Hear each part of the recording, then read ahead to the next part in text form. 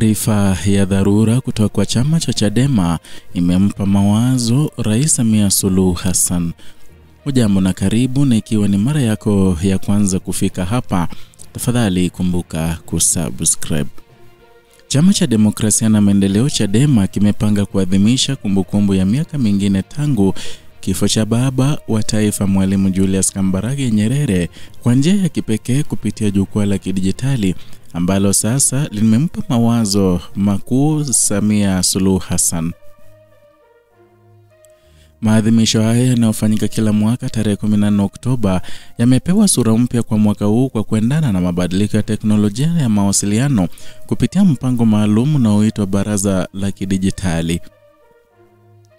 Kwa mujibu wa taarifa iliyotolewa na chama hicho kupitia mitandao yake ya kijamii, mpango huu wa kidijitali unalenga kuwafikia Watanzania wengi zaidi ndani na nje ya nchi, na ni hatua ambayo inatajwa kuwa sehemu ya jitihada za chama hicho kuboresha mawasiliano na kuongeza ushiriki wa umma katika mijadala ya kitaifa kwa kutumia teknolojia ya kisasa.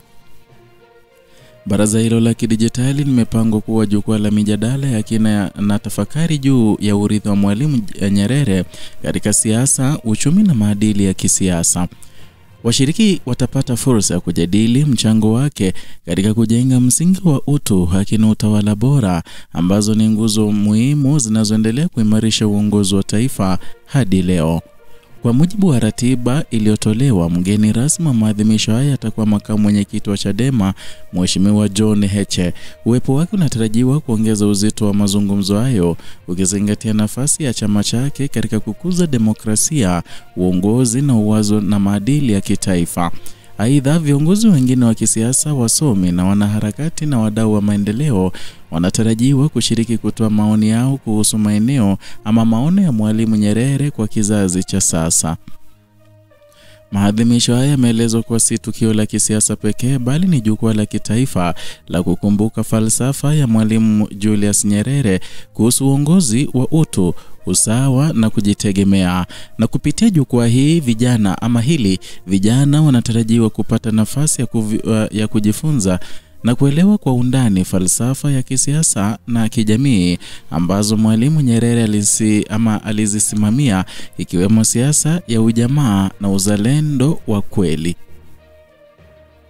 Na katika kuelekea siku hiyo muhimu, Chadema imechapisha moja ya nukuu mashuhuri ya Mwalimu Nyerere inayosisitiza ujasiri wa kisiasa na uhuru wa kujieleza. Ujumbe huu umeelezewa kama wito wa kizalendo unaokumbusha Watanzania kwamba uoga na unyamavu vinaweza kuzaa udikteta, hivyo wananchi wanapaswa kuwa imara katika kutetea haki zao na demokrasia.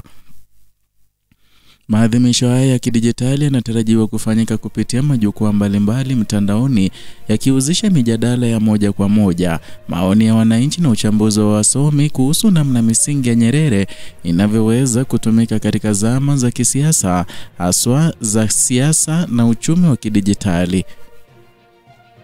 Wadadisi wa masuala ya siasa wanasema hatua hii ya Chadema ni ishara ya chama hicho kujaribu kuleta njia mpya ya kushirikisha wananchi katika masuala ya kitaifa, huku kikitumia teknolojia kama nyenzo ya kuimarisha ushirikiano wa kijamii na kisiasa.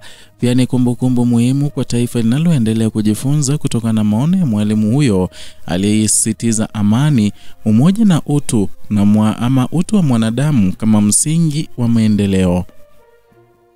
Na katika kipindi hiki cha kumbukumbu ya kifo cha Mwalimu Julius Kambarage Nyerere, Baraza la Kidijitali limekuwa ishara ya kizazi kipya kinachotumia teknolojia kuenzi misingi ya uongozi na maadili aliyoacha. Ni ukumbusho kwamba urithi wa Nyerere hauishi kwenye historia, bali unaendelea kuishi katika fikra, mijadala na vitendo vya Watanzania wa leo. Na huu ni mtazamo wetu kutoka hapa Kenyascope, tukikuletea simulizi za kina, tafakari na uchambuzi unaoelezea hadithi ya Tanzania na Afrika kwa undani zaidi.